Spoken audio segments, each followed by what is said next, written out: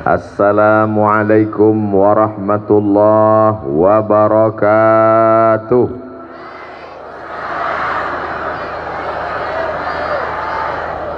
Apa kabar bapak-bapak, ibu-ibu, sehat semua? Kumaha atuh damang?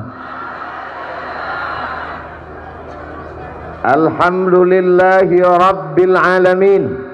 Wassalatu wassalamu ala ashrafil khalqi ajma'in, sayyidina wa syafi'ina wa zukhrina wa qurrati a'yunina wa maulana Muhammad wa ala alihi wa sahbihi wa man tabi'ahu ila yaumiddin. Beliau memesankan kepada kita, laisa minna, tidak dianggap sebagai umatku, man lam yarham saghirana, yang tidak sayang kepada anak-anak, walam ya'rif syarafa kabirina, tidak hormat kepada yang mulia, alim ulama, para guru, para kiai, para ajengan, para habaib. Yang kita hormati guru saya, guru kita semua, Al-Mukarram Kiai Haji Jujun Junaidi beserta seluruh keluarga. Mudah-mudahan dipanjangkan umur, disehatkan badannya, supaya kita mendapatkan barokah ilmunya, anak cucunya soleh dan solehah, mujahid fi sabilillah. Hadir juga bersama kita pada kesempatan ini Bapak Umuh, Bapak Ridwan, bapak-bapak, ibu-ibu, hadirin hadirat, tak dapat saya sebutkan satu persatu. Insya Allah semuanya dimuliakan Allah subhanahu wa ta'ala. Amin ya rabbal. Dalam perjalanan menuju pondok pesantren Al-Jauhari, apa yang terlintas di pikiran Ustadz Abdul Somad? Yang terlintas dalam pikiran saya, bagaimana nanti kalau di akhirat dihitung semua solat Abdul Somad, ceramah Abdul Somad, haji dan umroh Abdul Somad, zikir dan solawat Abdul Somad, semua dihitung. Lalu kemudian ada yang menuntut. Siapa yang menuntut? Orang yang ketika kami lewat di depan rumahnya, padinya nempel di ban mobil yang membawa Abdul Somad, jagungnya juga nempel. Lalu kemudian di akhirat jagungnya berubah sebesar bukit Uhud. Untuk itu Abdul Somad memohon maaf. Mudah-mudahan semua mengikhlaskan insyaallah. Amin. Dah, kalau begitu nanti pas pulang kami bisa bawa jagung satu karung. Bukan itu maksudnya. Abdul Somad berdiri di atas, disambut dengan karpet merah, dengan tenda yang luar biasa. Masyarakat menyambut. Ini semua karena guru kita semua, Kiai Jujun. Karena beliau memberitahu ke masyarakat, yang datang ini adalah sahabat saya, kata beliau. Tapi saya terus terang merasa berat hati, karena sebenarnya 3 bulan yang lalu saya datang kemari, betul? Tapi alasan saya tidak bisa ditolak, karena ada sesuatu yang mau keluar ke atas dunia. Sudah selesai kemarin akikah dan khitannya, berkat doa kiai dan semua jamaah, akhirnya Al-Fakir Abdul Somad pun bisa datang pada pagi hari ini. Tadi tidak sarapan di hotel. Kenapa? Karena tiba-tiba saja rasanya, nantilah makan. Rupanya Kiai Jujun sudah menyediakan sup ikan mas. Rasanya tidak bisa diceritakan dengan kata-kata, karena rasaku bukan rasamu. Begitulah Kiai Jujun memuliakan dan menghormati. Padahal saya datang sebagai murid, sebagai al-fakir, sebagai santri yang ingin bersilaturahim dan belajar.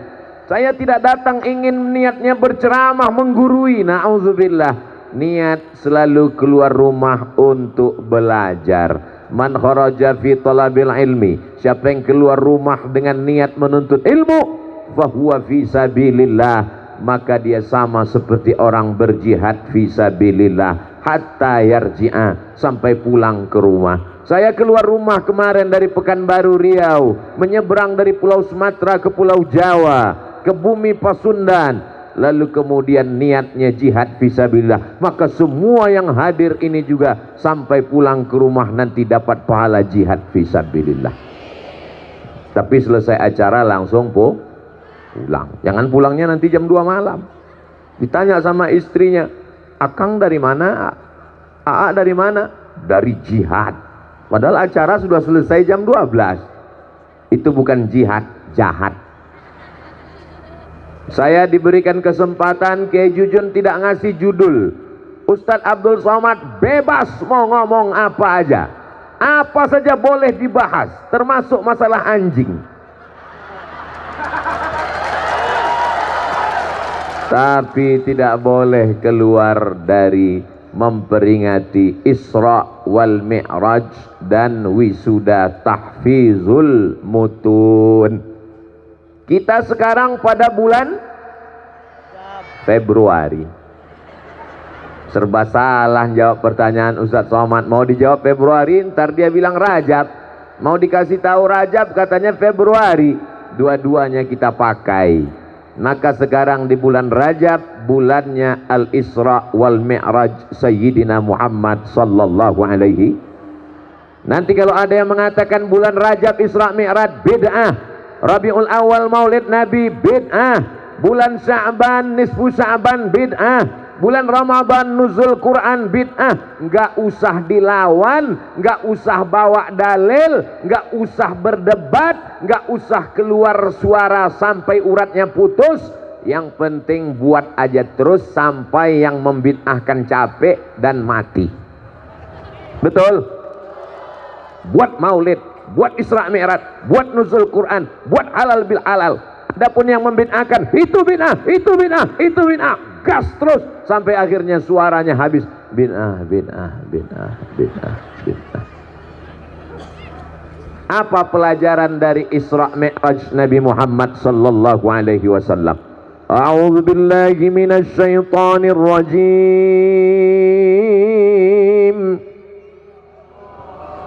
Bismillahirrahmanirrahim. Subhanalladzi asra bi'abdihi laila. Yang namanya Laila jangan GR duluan. Ini kok nama saya yang disebut? Subhana maha suci Allah, alladzi asra bi'abdihi, yang memperjalankan hambanya Laila pada suatu malam. Makanya banyak perempuan namanya Laila, lahirnya malam. Anak bapak dikasih nama Laila? Iya. Kenapa dikasih Laila? Karena lahirnya malam? Enggak Pak Ustadz, karena hitam. Hitam manis. Minal masjidil haram ilal masjidil haram sekarang di Saudi Arabia. Masjidil Aqsa sekarang di Palestina. Antara Masjidil Haram ke Masjidil Aqsa, dari Saudi Arabia ke Palestina 1.500 kilometer. Yang nggak percaya ukur sendiri. Minal Masjidil Haram ilal Masjidil Aqsa alladzi barakna haulah, kami berkahi sekelilingnya. Untuk apa dilaksanakan Isra Mi'raj? Ada orang yang mengatakan Isra Mi'raj karena Nabi mau naik ke atas menemui Allah subhanahu wa ta'ala di atas arasy. Kita ahlus sunnah wal jamaah, Imam Abul Hasan al-Ash'ari yang menyusun secara struktur, secara sistematis, secara mudah dari Quran dan sunnah, maka kita bermazhab fikih mengikut Imam Muhammad bin Idris Asy-Syafi'i. Secara akidah kita ikut Imam Abul Hasan al-Ash'ari. Allah tidak di atas, Allah tidak duduk di arasy. Nabi Muhammad Isra Mi'raj bukan mau menemui Allah, tapi karena apa? Ayat ini menjawab, linuriyahu min ayatina, karena Allah ingin menunjukkan tanda-tanda kebesarannya. Kalau dikatakan Allah ditemui di atas arasy, lalu bagaimana dengan Nabi Musa berkata-kata dengan Allah di atas bukit Tursina? Maka makna Ar-Rahman alal arsistawa, Allah bersemayam di atas aras, artinya Allah maha kuasa. Bagaimana dikatakan Allah di atas aras, padahal aras itu makhluk, aras itu ada awalnya, ada akhirnya. Kalau Allah di atas aras, sebelum aras ada, Allah di mana? Sebelum tempat dan waktu diciptakan, Allah di mana? Allah sudah ada tanpa tempat sebelum tempat itu ada. Maka ketika tempat itu ada, Allah tidak berpindah kepada tempat. Itulah akidah Ahlus Sunnah wal. Ini mesti diajarkan kepada anak-anak kita dalam sifat 20. Wujud qidam baqa mukhalafatu lil hawadisi qiyamuhu binafsihi wahdaniyah qudrat iradat. Allah di atas. Nabi Muhammad Isra Mi'raj karena ingin menemui Allah di atas. Berarti kau sudah menyamakan Allah dengan makhluk, padahal Allah berbeda dengan makhluk. Mukhalafatuhu lil. Insyaallah kalau sifat 20-nya masih tajam, maka kuatlah dia. Di mana mereka belajar sifat 20? Maka ada namanya tahfizul mutun. Masukkan anak-anak ke pesantren kalau mau selamat. Akidahnya matan aqidatul awam, fikihnya matan takrib Abi Suja.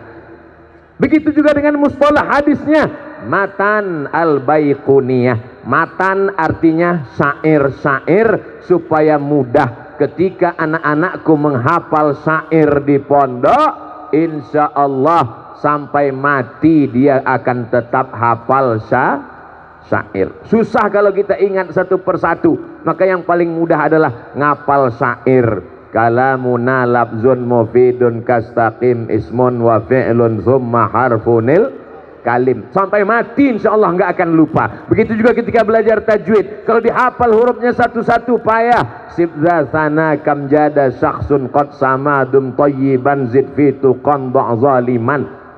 Berapa itu ada ma'rifah? Susah kalau ma'rifah dihafal satu-satu. Innal ma'arifah sab'atun fiha sahal ana salihun zal maftatani ya rajul. Ana salihun zamal fatabni ya rajul. Ini matan-matan syair-syair yang disusun oleh para ulama. Anak-anak kita menghafalnya, maka ada wisuda tahfizul mutun. Tahfizul hadis penting. Tahfizul Quran penting, tapi kalau orang hafal Quran nggak ngerti Quran, jauh lebih bahaya, karena dia dianggap berilmu berbicara tentang Al-Quran tanpa membaca tafsir. Bagaimana bisa baca tafsir Ibnu Katsir? Bagaimana bisa baca tafsir Al-Qurtubi? Bagaimana bisa baca tafsir Imam Abu Ja'far Ibnu Jarir At-Tabari? Bagaimana bisa baca tafsir Al-Marawi kalau tidak memahami mutun matan-matan nahu?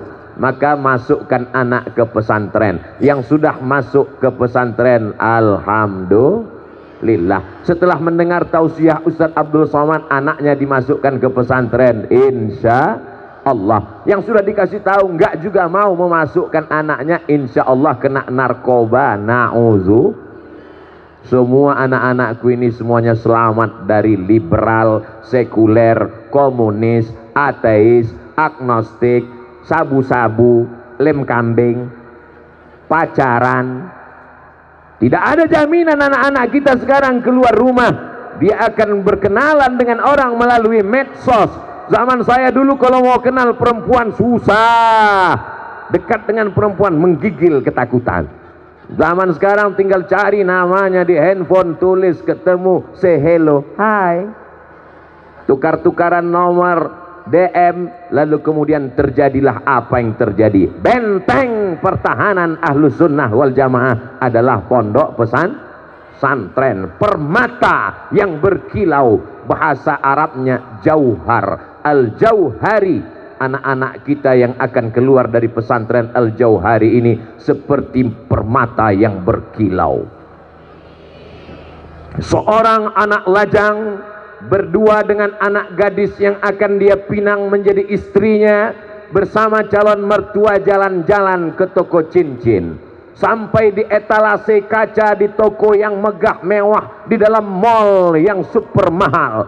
Begitu melihat permata di dalam kaca, semuanya seperti melihat kucing.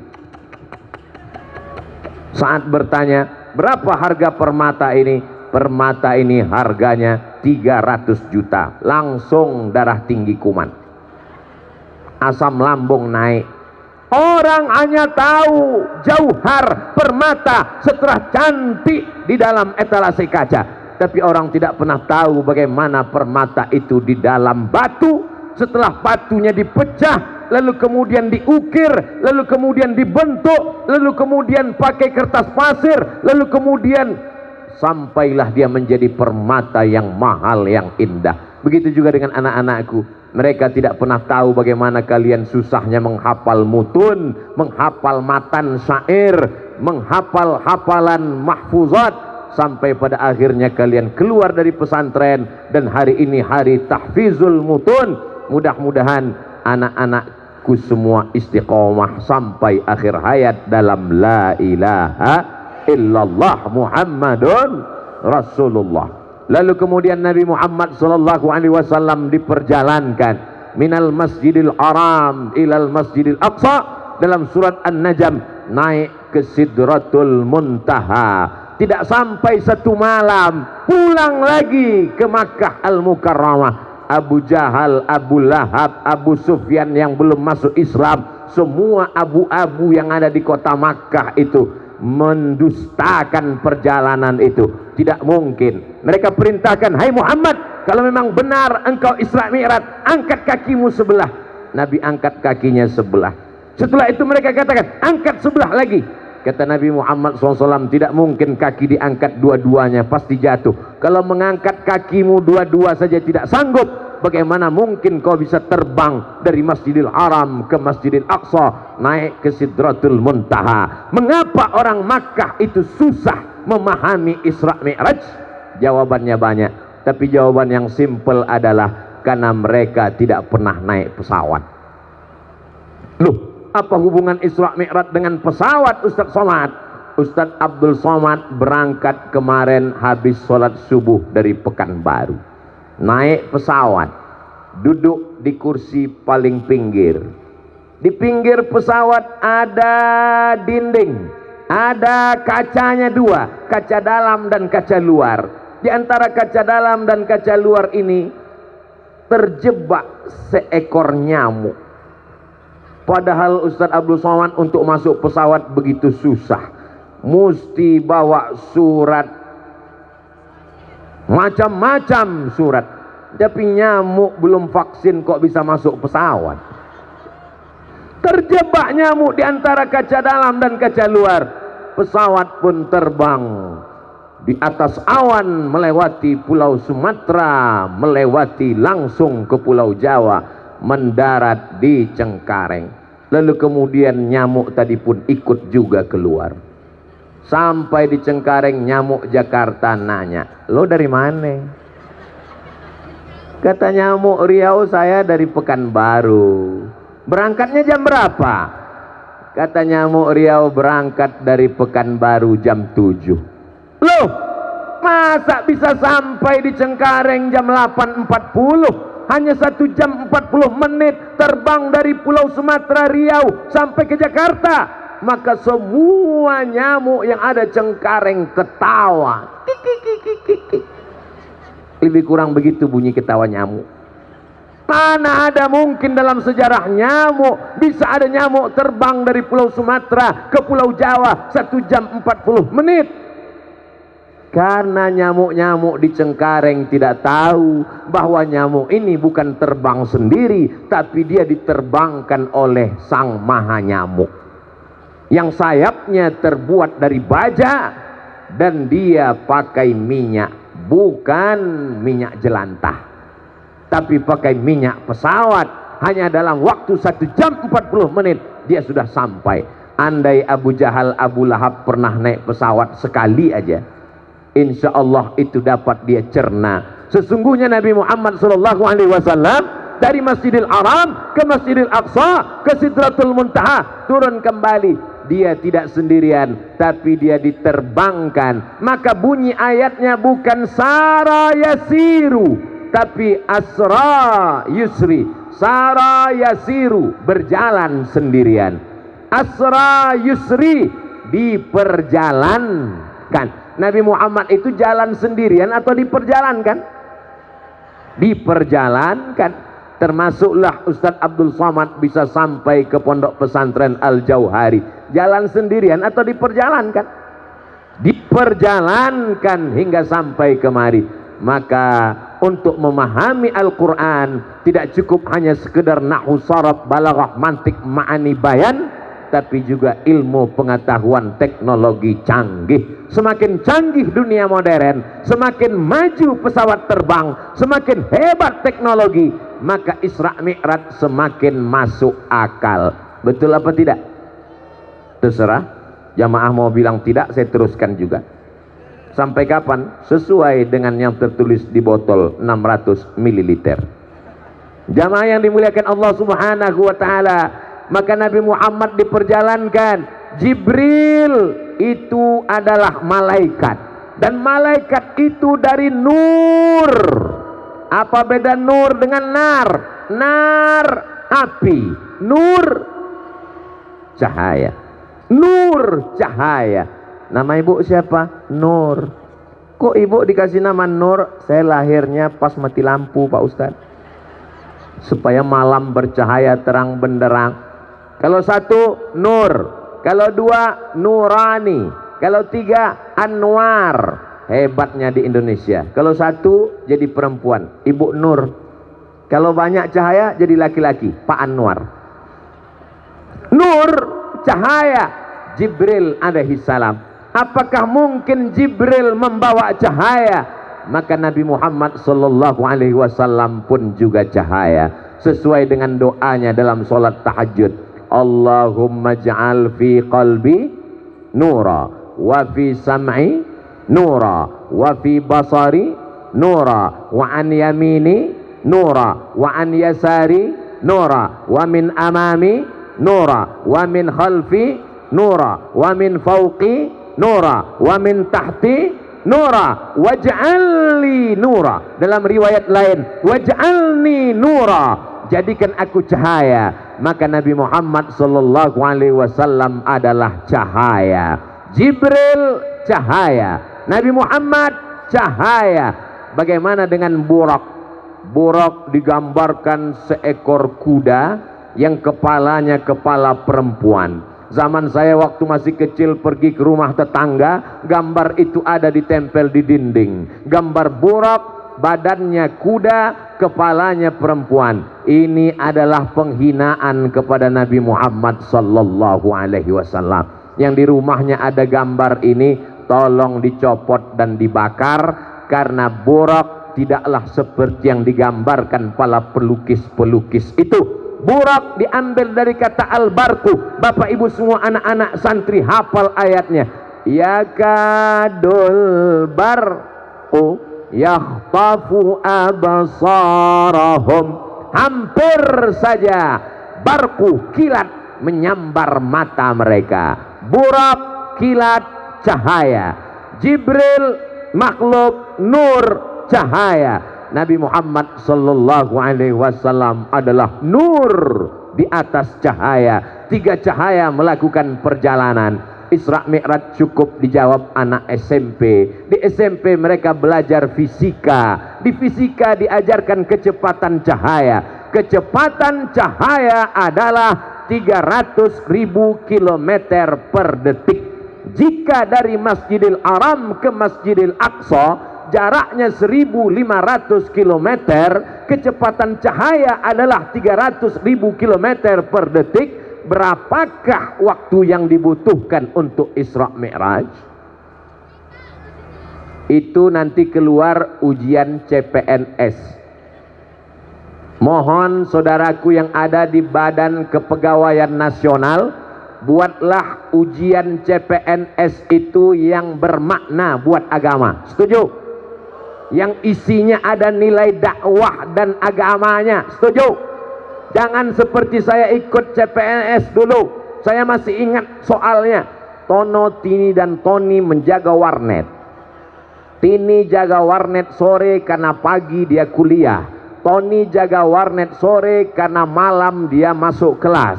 Tono dan Tini tidak bisa kerjasama karena pernah pacaran. Jam-jam berapa saja mereka bekerja sama? Coba kalau dibuatkan soalnya, ketika kecepatan cahaya 300.000 km per detik, jarak dari Masjidil Haram ke Masjidil Aqsa hanya 1.500 km, berapakah waktu yang diperlukan untuk Isra Mi'raj?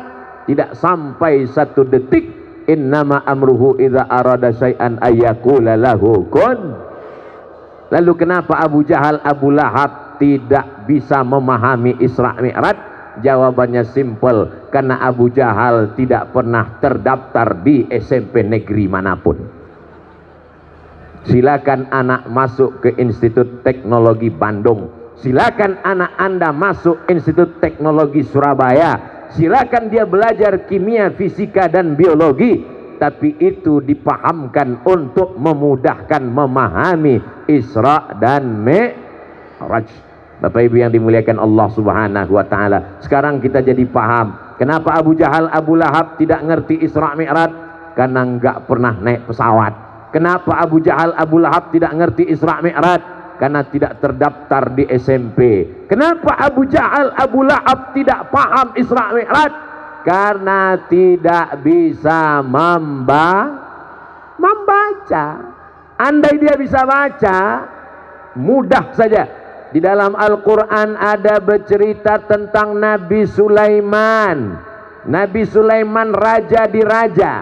Orang barat menyebutnya King Solomon. Nama bapaknya Nabi Daud. Orang barat menyebutnya King David.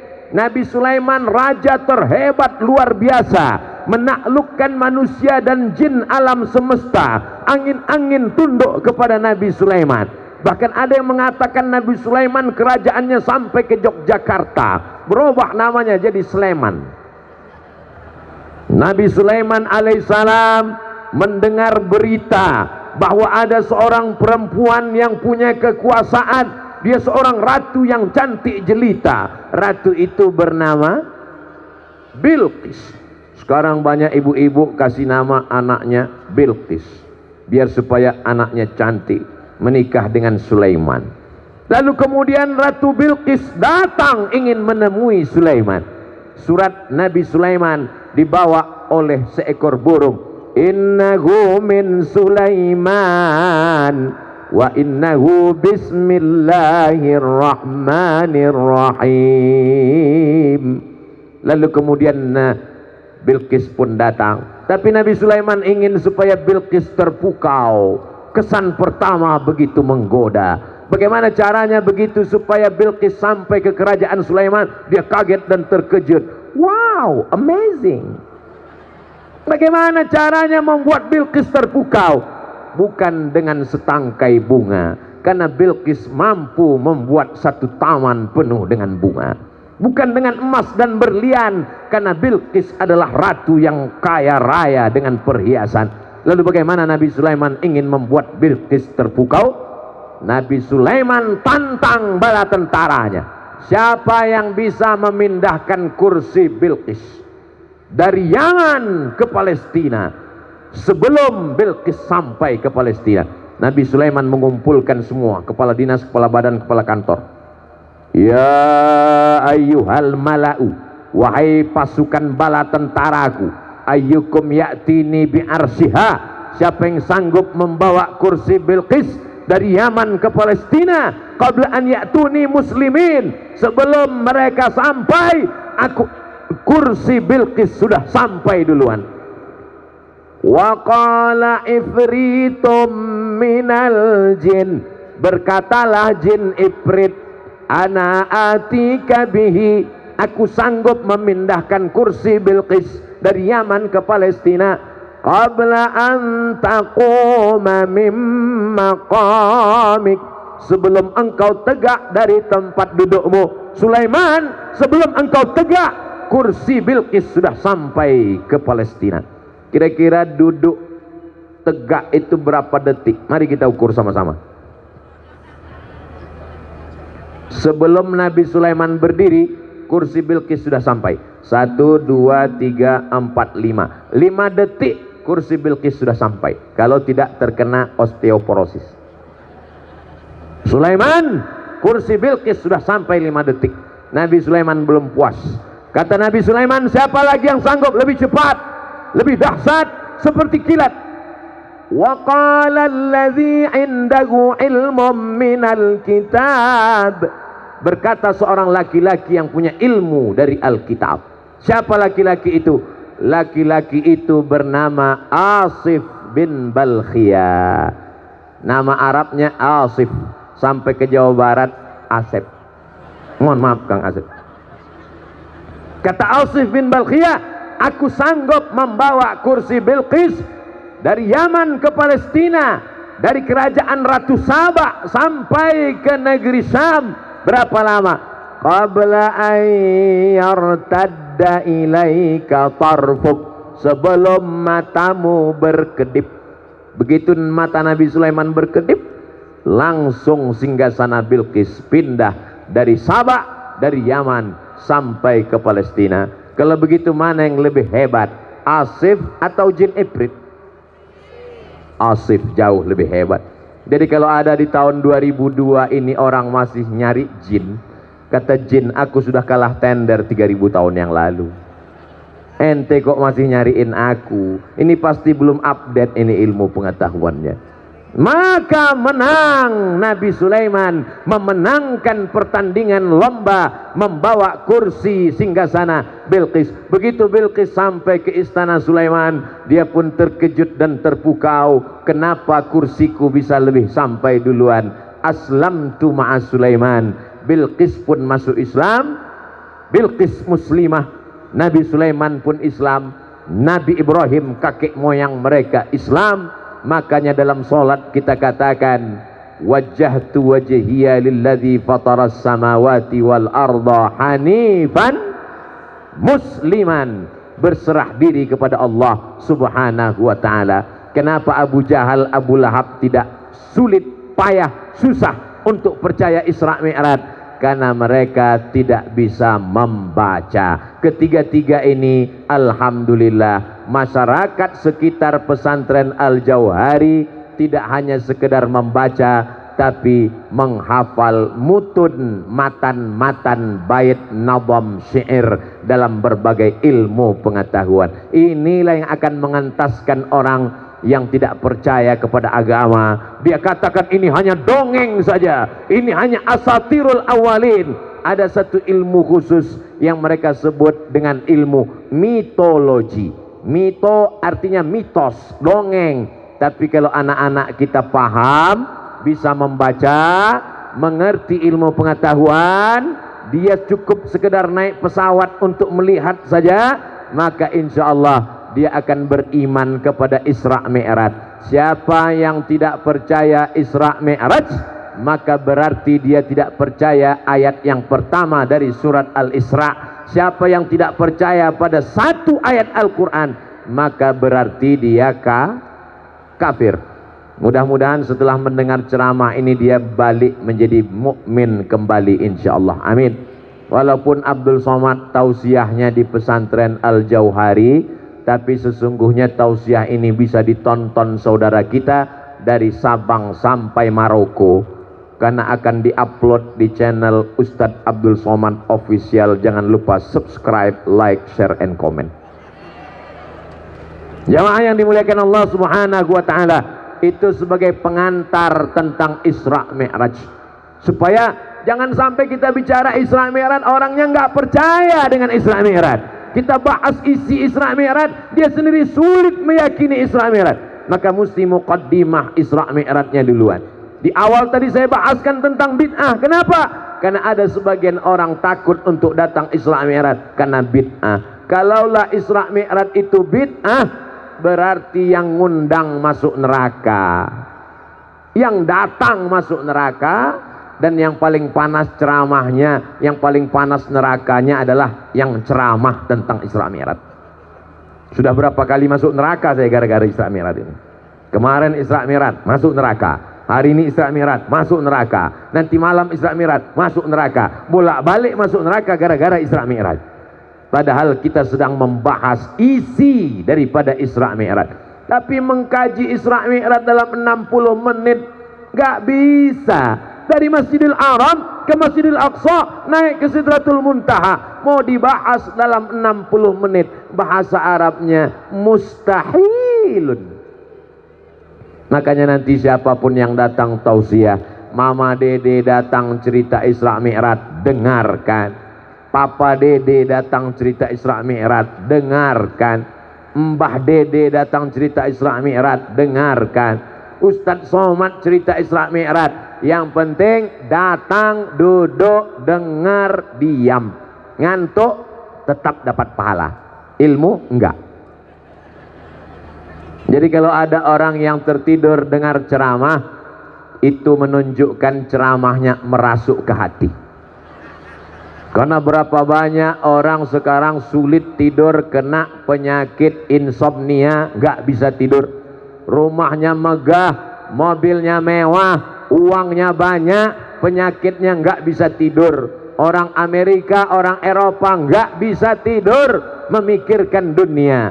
Orang Indonesia, orang Muslim baru ngelihat wajah Ustadz langsung tertidur.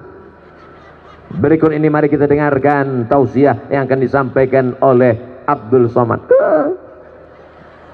Itu menunjukkan hatinya tenang. Yang menurunkan ketenangan itu siapa? Allah. Tempat ketenangan itu di mana? Hati. Huwallazi anzalas sakinata. Dialah yang menurunkan sakinah fi qulubil mu'minin, di dalam hati orang beriman. Tenda seluas ini yang sudah dipasang oleh kiai tidak sanggup untuk menampung jamaah. Akhirnya jamaah membawa tenda sendiri. Ada yang berada di atas. Ini yang berada di atas ini nanti surganya Jannatul Firdaus. Tapi bukan berarti yang nggak dapat tenda nggak masuk surga. Sab'atun yuzilluhumullah. Ada 7 golongan yang akan mendapatkan naungan Allah. Pada saat itu nanti di padang mahsyar tidak ada naungan, tidak ada atap, tidak ada tenda, tidak ada pohon kayu. Wa takunul jibalu kal'ihnil manfush. Gunung seperti bulu kambing yang ditiup angin. Tadi ketika kami di bawah, saya lihat di tepi-tepi jalan ada sawah cantik, air mancur mengalir. Saya berpikir dalam hati, ini air ini pakai mesin kok nggak mati-mati mesinnya. Sebelah kiri saya melihat ada gunung mirip dengan piramid, seperti di Mesir dulu. Itu pucuknya, betul. Masya Allah, tabarakallah. Ternyata piramid sampai juga ke kampung halaman kiai. Saudaraku yang dimuliakan Allah Subhanahu wa taala, gunung yang kokoh, kuat seperti itu, nanti sampai saatnya dia akan seperti bulu kambing yang dihembus angin. Jadi kalau ada tetangga, kawan, jamaah yang angkuh, yang sombong dengan hartanya, dengan jabatannya, dengan kekuasaannya, ambil bulu kambing, tiup di depan matanya. Kau yang angkuh dan sombong, watakunul jibalu kal'ihnil manfush. Kau tidak ada apa-apanya di hadapan Allah Subhanahu wa taala. Tuh, gunung yang tinggi menjulang, dia akan seperti bulu kambing dihembus angin. Kalau gunung setinggi itu nanti seperti bulu kambing ditiup angin. Lalu Abdul Somad yang beratnya nggak usahlah saya sebutkan. Saya ini nanti akan seperti apa di hadapan Allah? Kita ini tiada daya dan tiada upaya. La haula wala quwata illa billah. Jangan bangga. Di padang mahsyar tidak ada tenda. Tukang tenda pun mati nggak bawa tenda. Mohon maaf tukang tenda, jangan tersinggung. Saya takut juga ceramah sekarang ini. Takutnya nanti berkumpul asosiasi peminjaman tenda menuntut saya ke pengadilan. Semuanya tidak ada yang mendapatkan tenda atap tempat bernaung, tapi ada beberapa orang yang dapat naungan. Sab'atun yuzilluhumullah. Ada orang dapat naungan di padang mahsyar. Yauma la zilla illa zilluh. Hari itu tak ada tempat bernaung kecuali Allah. Di antaranya adalah rajulani, dua orang, tahabba fillah, berkasih sayang karena Allah, ijtama'a alaih, berteman karena Allah, wa tafarraqa alaih, berpisah pun karena Allah. Doakan supaya Ustadz Somad dan Kiai Jujun bersahabat karena Allah. Nanti ketika semuanya kepanasan, kami berdua dalam keadaan adem dan ayam. Lihatlah bersihnya hati jamaah. Begitu saya katakan, kami berdua adem dan ayam, yang lain mengatakan amin, padahal dia kepanasan. Sesungguhnya ketika engkau ridha melihat persaudaraan saudaramu, maka engkau pun juga dianggap sebagai orang yang bersaudara. Abdul Somad dari Pulau Sumatera, orang Melayu. Saudaraku berbahasa Sunda dari Pulau Jawa, Jawa Barat. Berbeda kita, tapi kita diikat oleh dua ikatan. Ikatan yang pertama, ikatan la ilaha illallah Muhammadur Rasulullah. Ikatan yang kedua adalah ikatan Negara Kesatuan Republik Indonesia. Andai kita tidak diikat oleh la ilaha illallah, tetap juga diikat oleh ikatan kebangsaan. Sallallahu ala Muhammad sallallahu alaihi wasallam, sallallahu ala Muhammad sallallahu alaihi wasallam.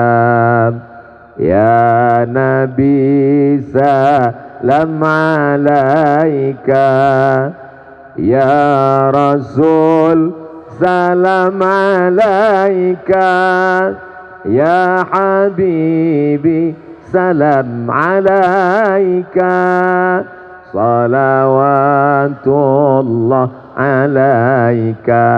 Enaknya kita kalau berjamaah, andai nggak keluar suara pun tetap rame. Yang nggak mau keluar suara tetap gerak-gerakkan aja mulutnya. Itu namanya sholawat lip sync. Dan kita diselamatkan oleh COVID. Loh, COVID kan berbahaya Pak Ustadz. Bahaya. Tapi orang yang nggak mau sholawat sekarang terselamatkan. Kenapa? Tutup masker. Maskernya ada yang gerak-gerak ke atas. Tapi Allah tahu siapa di antara kamu yang bersolawat. Inna Allah wa malaikatahu yusalluna ala nabi. Ya ayyuhalladzina amanu sallu alaihi wa sallimu taslima. Banyak-banyak Maulid Nabi, solawat. Isra Mi'raj, solawat. Anak akikah, solawat. Acara nikah, solawat. Nikah lagi. Saya cuma mancing aja Pak, untuk mengetahui bahwa mereka enggak setuju. Semuanya kita akan dibawa menghadap Allah, tapi semua tidak selamat kalau tidak ada persetujuan Rasulullah sallallahu alaihi wasallam. Nabi Muhammad pun dibawa dari Masjidil Arab sampai ke Masjidil Aqsa. Sampai di Masjidil Aqsa, Nabi Muhammad melaksanakan sholat. Makmumnya di belakang Nabi Ibrahim jadi makmum, Nabi Musa jadi makmum, Nabi Isa jadi makmum. Ini menunjukkan siapapun orangnya, mau ikut Nabi Musa, mau ikut Nabi Isa, mau ikut Nabi Adam, kalau tidak ikut Nabi Muhammad sallallahu alaihi wasallam, maka tidak diakui di hadapan Allah. Makanya ketika sebelum azan berkumandang, kita mendengar tarhib. Assalatu wassalamu alaik, alaika ya man. Dulu begitu. Di tempat kita masih kedengaran begitu Bapak Ibu? Masih? Alhamdulillah, berarti toanya masih ada. Assalatu wassalamu alaika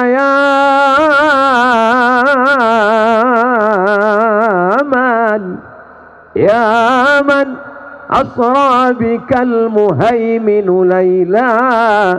Wahai engkau yang sudah memperjalankan dia di tengah malam, dan ketika dia sampai di Masjidil Aqsa, dia melaksanakan salat. Makmum-makmumnya adalah nabi-nabi. Wa antal imam, dan engkaulah yang menjadi imamnya. Mereka berkata, kami percaya kepada Musa. Mereka berkata, kami percaya kepada Isa. Maka turunlah ayat, qul, katakanlah, in kuntum tuhibbunallah, kalau memang kalian cinta kepada Allah, fattabi'uni, ikuti aku. Maka puncak iman adalah mengikuti Nabi Muhammad sallallahu alaihi wasallam. Tapi umat Islam jangan nakut-nakutin. Ini kadang ustadz ceramahnya membuat orang takut masuk Islam. Yang pertama sekali dikhitan adalah Nabi Ibrahim, Nabi Musa dikhitan, Nabi Isa dikhitan umur 8 hari sejak lahir. Nabi Muhammad terlahir sudah dikhitan. Nabi Ibrahim dikhitan pakai kampak. Akhirnya orang nggak mau masuk Islam, membayangkan kampak. Coba sampaikan, dikhitan itu mudah. Anak saya kemarin di hari ke-8 kelahirannya, lahirnya malam Jumat, dikhitan hari Jumat pagi pakai metode terbaru namanya sunatron. Yang jadi bintang iklannya saya. Daftarkan segera anak dan suami Anda ikut sunatron, metode terbaru. Disunat pagi, sore bisa akad. Dulu kita kalau mau khitan itu sulit sekali. Saya masih ingat judul lagunya, luka lama berdarah lagi. Belum sembuh udah ngejar layang-layang. Luka. Zaman sekarang dengan adanya sunatron, nggak sakit, nggak terasa, langsung bisa pakai celana, nggak perlu pakai sarung. Bapak kalau mau coba nanti saya daftarkan. Bapak Ibu yang dimuliakan Allah Subhanahu wa taala. Jadi kebanyakan orang tidak mau masuk Islam bukan karena Islamnya, tapi karena umat Islam. Ada orientalis, oriental artinya timur. Orientalis orang barat yang ngaji timur tentang Islam. Dia baca di internet Islam itu bagus. Islam itu diambil dari kata salam. Salam itu bahasa Inggrisnya peace. Peace artinya damai. Pipis artinya kencing. Mohon maaf. Islam itu damai. Allah yang kita sembah itu juga assalam, maha kedamaian. Makanya kita katakan Allahumma antas salam. Dan tempat kita nanti namanya negeri yang penuh dengan kedamaian. Wa adkhilnal jannata daras salam. Maka Islam mendatangkan kedamaian. Akhirnya dia pun masuk Islam. Setelah masuk Islam sholat Jumat, pulang sholat sendalnya hilang. Lalu apa kata dia? Alhamdulillah aku belajar Islam dari internet, bukan karena ketemu orang Islam. Islam itu agama yang bersih. Islam itu agama yang santun. Islam itu agama at-tahuru satrul iman, kesucian sebagian dari iman. Bayangan dia orang Islam ini bersih. Kadang kita kalau ke tempat tetangga sampai bingung kita nyari toiletnya di mana. Kita tanya security, toiletnya di mana Pak? Tapi kalau ke masjid, ke tempat kita mudah aja. Tinggal tarik napas panjang-panjang, langsung ketahuan toiletnya di mana. Kotor, bau, jorok, mampet, kesumbat, macam-macam yang terjadi.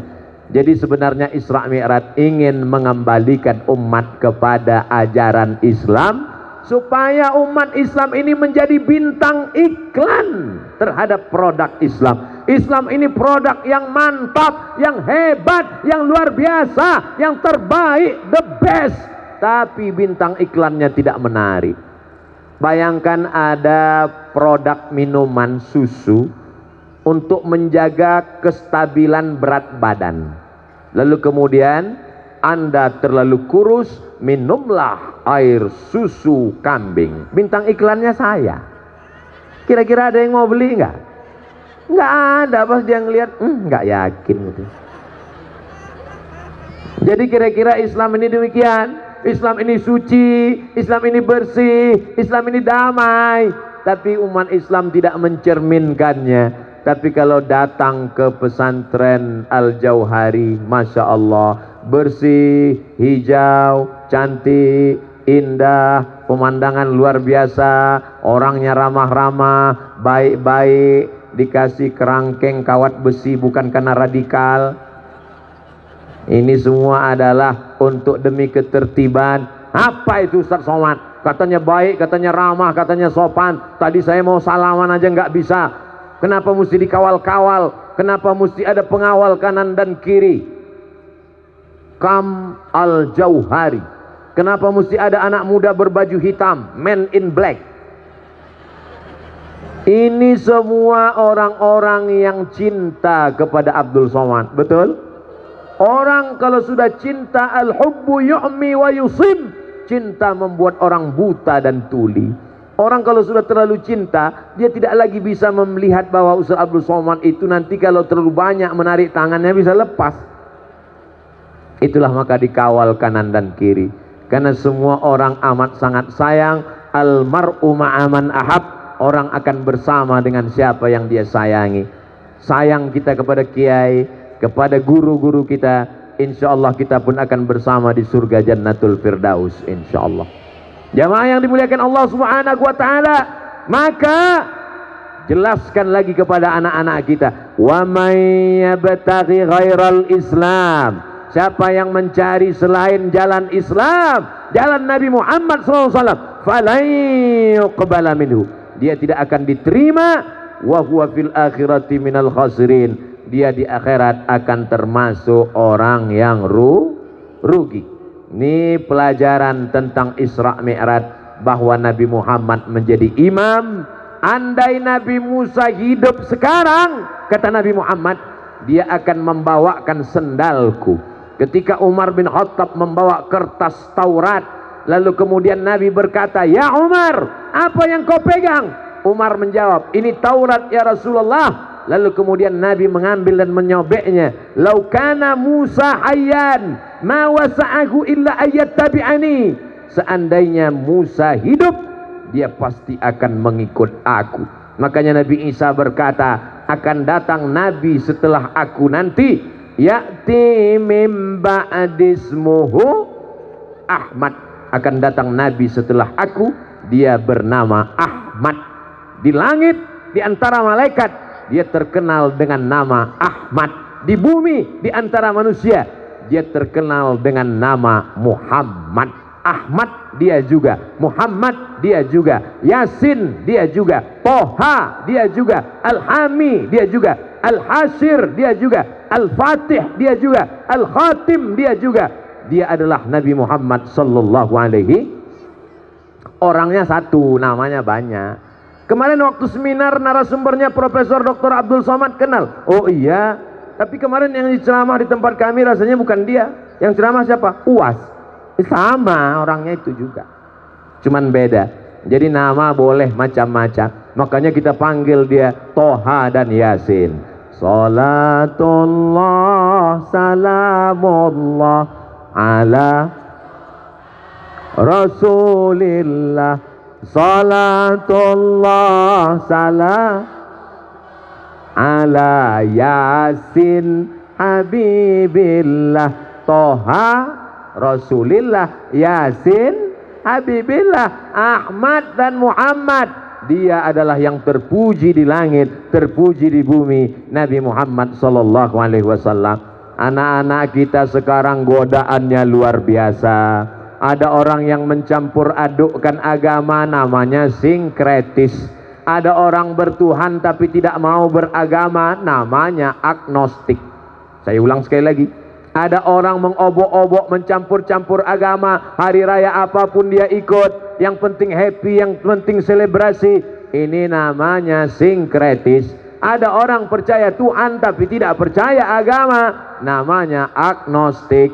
Ada yang tidak percaya agama dan tidak percaya Tuhan sama sekali, namanya ateis. Kalau zaman dulu dibuatkan di TV ceramah sinetron, dia tidak boleh tayang, tidak boleh tampil. Kenapa? Karena dia akan disensor oleh badan sensor komisi penyiaran. Tapi sekarang setiap orang bisa buat channel TV di www.youtube.com. Anak-anak kita bisa tonton ceramahnya di kamar sendirian. Akhirnya dia menjadi agnostik, dia menjadi sinkretis, dia menjadi ateis, dia akan menjadi komunis, dia tidak bertuhan. Tantangan semakin luar biasa. Tapi saya tidak bisa haramkan TV, karena jamaah kenal saya Al-Fakir dengan Kiai Jujun itu melalui televisi. Di antaranya adalah TV One. Memang beda. Kami bersama dengan beliau dipertemukan di televisi. Ada kesamaan antara saya dengan Kiai Jujun. Banyak TV yang menawarkan, tapi kami memilih di satu channel. Kenapa? Karena TV, ada beberapa TV menawarkan saya pernah datang sekali, mesti diatur. Di menit sekian mesti nangis. Di menit sekian mesti ketawa. Kik. Saya nggak bisa. Lalu kemudian mesti pakai baju ini, mesti begini, nggak bisa. Mesti ngomongnya begini, nggak bisa. Termasuk ketika di sini, apa kata Kiai tadi di rumah, Ustadz Abdul Somad nggak pakai tema-tema, ngomong terserahnya saja. Justru saya sulit kalau nggak dikasih tema. Akhirnya dituliskan tema di belakang. Masya Allah, tabarakallah. Kiai Jujun bajunya biru kehitaman, Ustadz Somad bajunya putih, Ustadz Somad pecinya merah kehitaman, Kiai Jujun pecinya hitam. Kiai Jujun pakai kacamata, saya enggak. Saya pakai mikrofon, Kiai Jujun enggak. Nampaknya kami enggak ada kesamaan. Tapi kenapa kami bisa bersama? Bisa bersama karena saling mengerti dan memahami. Betul? Ibu dengan bapak berbeda. Ibu perempuan, betul? Asli, bukan operasi. Sekarang banyak laki-laki yang berubah jadi perempuan. Namanya lady boy. Wajahnya lady, kakinya boy. Laki-laki dengan perempuan makhluk yang berbeda. Walaupun sama-sama makan telur ayam, tapi berbeda. Yang satu telur dadar, yang satu mata kerbau. Mata sapi Pak Ustadz, terserah. Karena sapi tidak pernah komplain. Lalu kemudian di tengah perbedaan itu kenapa bisa bersama? Karena saling mengalah. Jadi sesungguhnya kita bisa bersama karena saling mengerti dan memahami. Nabi Muhammad SAW mengajarkan itu. Setelah sholat, lalu kemudian Nabi Muhammad SAW pun dibawa naik. Dalam perjalanan itu macam-macam dilihat oleh Nabi Muhammad SAW. Lalu kemudian Nabi melihat ada seorang yang kukunya panjang dari besi, dia cakar wajahnya. Lalu kemudian, siapa ini wahai Jibril? Inilah orang yang suka mengolok-olok. La talmizu anfusakum. Jangan kamu ejek dirimu, jangan kamu olok-olok dirimu. Mana ada orang mau mengejek dirinya sendiri? Mana ada orang mau mencakar dirinya sendiri? Ketika engkau mengejek temanmu, mengejek tetanggamu, mengejek saudaramu, maka sesungguhnya engkau sedang mengejek dirimu sendiri. Karena tetanggamu, saudaramu, kawanmu, sahabatmu adalah cerminan dirimu. Jadi kalau ada orang mengatakan, orang tidak baik, maka sesungguhnya dia sedang menunjuk satu jarinya ke depan, dan yang empat lagi dia katakan, akulah yang tidak baik. Kalau ada perempuan yang tidak pakai jilbab, tetangga dekat rumah, itu yang salah dia atau kita? Kita yang salah. Kenapa tidak kita belikan dia jilbab? Kalau ada tetangga dekat rumah tidak sholat, itu yang salah dia atau kita? Kita yang salah. Kenapa kita tidak mengajak dia sholat berjamaah? Ini kelebihan umat Nabi Muhammad sallallahu alaihi wasallam. Dalam Islam tidak ada namanya holy man, manusia suci. Yang suci maksum Nabi Muhammad sallallahu alaihi wasallam. Urusan dakwah jangan serahkan hanya pada Kiai Jujun dan Ustadz Abdul Somad. Nanti kami mati mendadak. Tapi urusan dakwah ini adalah ud'u ila sabili rabbik, ajak orang ke jalan Allah. Mengajak ke jalan Allah tanggung jawab kita semua. Ibu tetangganya ajak ke jalan Allah dengan cara yang lembut. Kamu kok belum pakai jilbab? Cukup hatinya saja berjilbab. Oh, mungkin kamu belum punya jilbab. Ini aku belikan jilbab. Terlalu murah harganya. Aku aja lebih murah daripada ini. Fungsinya kan sama, menutup aurat. Sebagus-bagusnya baju, semahal-mahalnya, hanya untuk menutup aurat. Semahal-mahal jam tangan, hanya untuk menunjukkan waktu. Sudah jam 10 lewat 10, berarti saya sudah 60 menit ngomong.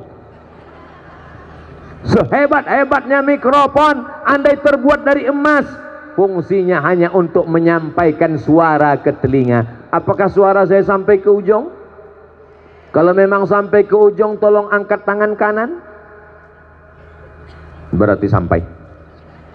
Soalnya pernah saya minta angkat tangan kanan, angkat dua-duanya. Masya Allah, tabarakallah. Jadi jangan sampai kehilangan fungsi. Fungsi pakaian menutup aurat. Ada pakaian mahal tapi tidak menutup aurat. Itu namanya apa? Aksesoris.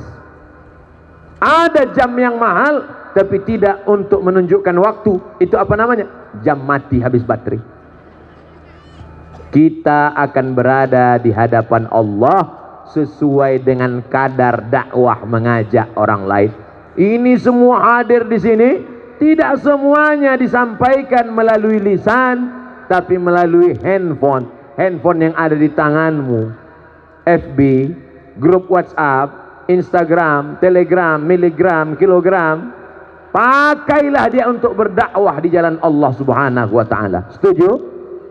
Posting video-video pendek 1 menit 2 menit dari Kiai Jujun untuk mengajak berdakwah di jalan Allah.